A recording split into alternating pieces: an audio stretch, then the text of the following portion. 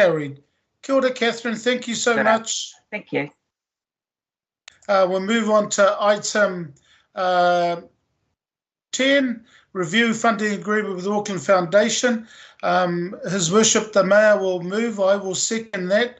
Not unless somebody wants to, but I just put that just for ease of getting through our agenda. And I will invite Lucy and Bryce to introduce the team doing this report. So it's been moved and seconded, it's on the table. Tēnā korua, and just invite the introductions of our team, please. Kia ora, Bryce. Nā koutou, thank you, Councillor Alf. Yes, so just to outline briefly, the purpose of this item is to relate to the ongoing funding support for the Auckland Foundation. The Auckland Foundation obviously made a presentation in the public input portion of this agenda or this committee meeting. I'd like to introduce the author of the report, Lucy Petheram, who's a Customer Community Partnership Specialist. And Lucy will take you through some of the main points in terms of the presentation and options considered in this item. Kia ora, thank you. Over to you, Lucy. Tēnā koe, Lucy. Kia ora, thank you. Before I begin, can I kindly request Maya if I am able to please have access to share my presentation? I've just made you a presenter. Oh, thank you.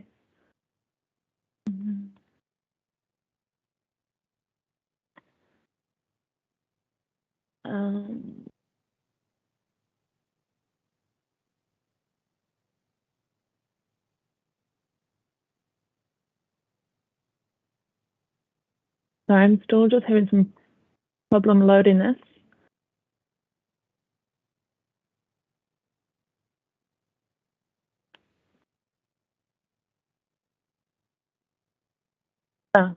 Thank you. I've just received approval that I can share, so I'll just load the presentation.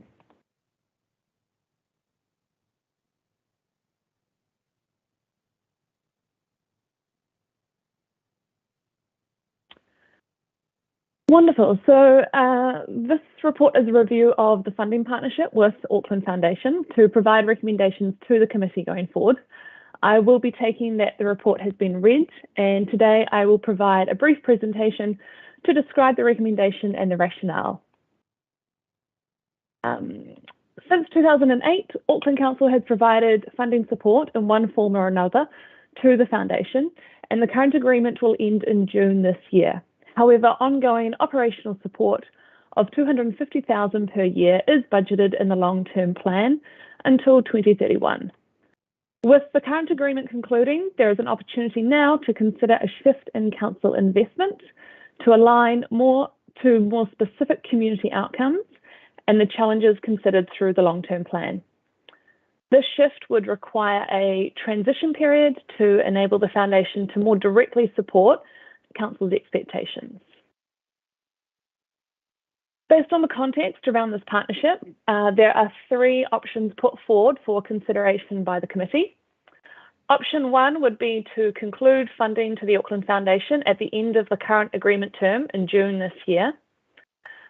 Option two would be to extend the agreement and continue funding the Auckland Foundation with similar objectives and conditions in the, as is in the current agreement. This would include a commitment of $250,000 per annum for a further 3 years. And during this time, Auckland Foundation would aim to achieve $25 million raised as funds under management, which would be aligned to a new fundraising plan, $75 million as pledge bequests, and $2.25 million distributed as grants in 2025. In addition, this extended agreement would include that the Foundation provide Council with a forecast and financial plan to break even in their operational expenses by June 2025, a revised fundraising, marketing and communications plan, and that they submit quarterly updates and annual reports that capture and report on the agreed indicators. Alternatively, option three would be an interim funding agreement to update the strategy and focus of the partnership, including the establishment of a new community fund. This option would be a commitment of $250,000 for an initial 12-month term. During this period, Auckland Foundation would provide Council with a forecast and financial plan to their break-even and operational expenses, complete and confirm a jointly developed strategic approach by December of this year, including defined objectives, structure, fundraising plan, targets, as well as marketing and communications plan. They would also appoint a dedicated full-time fundraiser or partnership manager to support the launch of a new community fund. This community fund would be available from March 2023, and they would continue to submit quarterly and annual reports on the agreed indicators. So taking these three options into consideration, option 3 is recommended to the committee because it presents the best option, the best opportunity to utilise the Auckland Foundation services to attract donations that support the key council investment priorities. It also enables the foundation to capitalise on the emerging sector trends while supporting the foundation to become a more impactful donor and trusted vehicle for philanthropic activity. This option provides both partners with the time to work through the implications of this shift to develop an aligned fundraising strategy and establish a strategic community fund after the next review period. And we're proposing that this transitional period would be reviewed to consider the options going forward in February 2023, with an opportunity at that point to extend the agreement for a further 3 years from July 2023. Thank you for that. I would also like to add just finally that the mayoral funds will also be reviewed during this period to consider how they might be restructured into the updated partnership agreement to promote and attract further donations. And just to reiterate what the foundation mentioned this morning in their presentation, that they have provided feedback on the 3 options that have been presented today and in the report, and they've confirmed their preference for option 3. So in summary, this option would be a win-win for both partners. Thanks, I'm happy to take any party on this.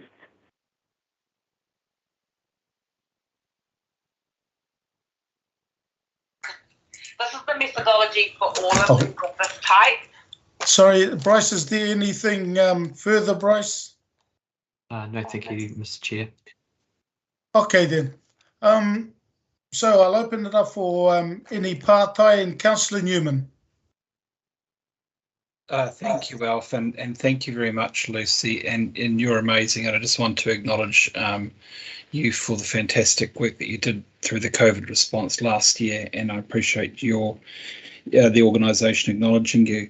Lucy, in relation to this report, what's the risk here that what we're doing is talking about a relationship with an organisation which primary purpose, of course, is fundraising for philanthropic activities which align with us, but really what it's having to do is competing against other charities that are in the marketplace, all competing for the same dollar, isn't it? I mean, this is, you know, we live in a world which has been affected by COVID. Everybody wants a salary, everybody wants funding for charitable purposes.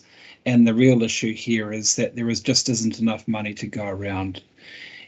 Is that really the challenge that's facing the Auckland Foundation? And really, however we dress this up, underlying the challenge now is that there just isn't enough money to meet all the calls for the few dollars that we have. Thank you, Councillor Newman. It's nice to be connected with you again. In response to your question, when we look at the philanthropic sector and the giving sector in New Zealand, there are a number of emerging trends that show while there are very limited and restricted funds around giving and donations that charities are competing for, we are seeing a considerable growth in both pledge bequests and donations from high net wealth individuals and their families. And this is reflective of not only trends in New Zealand, but also internationally. So as the Foundation mentioned this morning, the growth in this sector is only expected to grow massively in the next decade and beyond.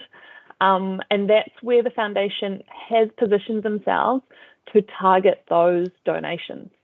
So the current financial status of the foundation, which has about 9 million in funds under management and 44 million in pledge bequests, is consistently growing. And that's the money that they're relying on for the majority of their distributions and grants that they give out. And that's also the money that they would be looking to attract for this community fund and through this partnership with council. I hope that answers your question. Okay, no, that's fine. So aiming at that particular, I mean, that's that high end of the market in terms of the pledge. So your expectation is that they're focusing in that particular space, and that they're focused in terms of where they target their funding, which of course they then have to go out to, to their high net worth people and who are looking to make targeted donations. Is that the focus is on stuff which complements Auckland Council's priorities through the Auckland Plan, as a way of augmenting the support that the council can give. Have I summarised? Have I clarified that correctly? That's correct. Yes. Okay, thanks, Chair. Yeah, look, I mean, I'll support the option as recommended, but really, I'll reserve my right to speak. Thank you. Ka pai, Councillor Newman. Councillor Dalton. Thank you, Chair. It's a pedantic question, and now that I've heard Lucy's answer to the leverage, it's perhaps. The question is in C. We've got with a view to approving the presentation Lucy had with an opportunity. It's a subtle difference, but it is a difference considering the financial environment that we're in. But yes, listening to how you were just talking about the leverage of that money probably makes it a bit redundant now. So thank you. Ka pai, Councillor Dalton. There's no further pātai on the chat bar, so I'm going to open it up for any whakaaro and leave the last comments to close with His Worship the Mayor if he wishes. Councillor Newman, you reserved your right to speak. Yeah, look, Chair, I mean, I'm comfortable with what Lucy is recommending here. The challenge for me actually is to ensure that, as much as we're sort of wanting to partner with the philanthropic sector around planned giving, targeted requests, I believe in philanthropy. I think it's fantastic. I'd like to see a lot more of it. My real challenge is to ensure that actually council does meet its fair share in terms of helping to support the community through the development of our assets and facilities. I don't think we do as much of that as, or we don't do as much of that as what I'd like, but we don't do as much of that as what I'd like because of our financial situation. But as fast as people who are generous can pour money into the bath, I don't want us to use this sort of planned giving through the philanthropic sector and the generosity of high net worth donors to be an opportunity for us to lower our contributions, which is what I always worry about. I'm involved with a licensing trust in my ward where we're going to be making significant contributions potentially over the next couple of years. We're doing that in part to try and fill the gap, and the gap is caused by, in my view, council exiting that gap.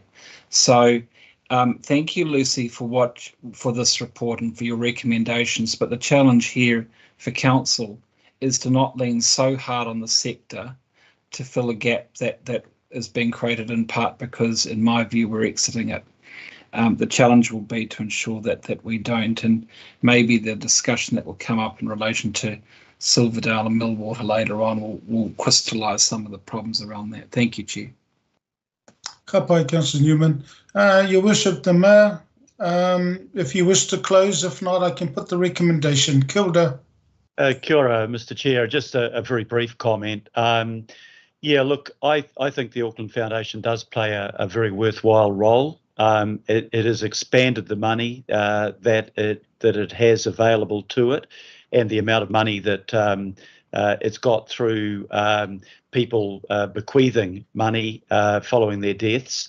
The sum of money is reasonably significant, as Lucy has said, $9 million in the money available under management, and 44 million in bequeath money. We never have enough money in council to do all the things that we want. Councillor Newman's quite right. And it's hard to foresee the day when that's going to change radically. So if we can expand our ability to give support to worthwhile causes through working with high value individuals, and not just high value individuals, but a whole generation of baby boomers who, as we heard this morning, have done pretty well out of the increase in property values. Their kids are doing pretty well, so their kids don't need all of the money that they may leave after they've passed on. I think we should tap into this area, and provided we have confidence in the way the Auckland Foundation is being run, and that its objectives are parallel with our own objectives as set out in the Auckland Plan and our other documents, then we're getting a very good return for the investment that we're making in providing support for their fundraising efforts. I don't think it is totally a zero-sum game. I think they can add to the amount of money that is available. And in particular, and I've discussed this with you, Mr. Chair, I'd like to see a way in which we can revive the mayoral funds, particularly for dealing with Pacific natural disasters. I think it's fantastic that we were able to give 25,000 to Tonga, and that was hugely appreciated, both by those that were the beneficiaries in Tonga, but also by our Pacifica communities. And we are going to have, particularly with climate change, ongoing and increased need with more cyclones, more events of this nature. Our ability to do more both locally and in our Pacific backyard, I think is really important. So I endorse the officials' recommendations that we support option 3. I can only see positive upsides from doing so, and I'd commend that to my colleagues. Thank you. Thank you, Your Worship, for your closing remarks. And again, just to echo your comments around thanking the staff as well as Councillor Newman. So, look, I'm going to put the recommendation. All those in favour? Aye. Aye. Aye.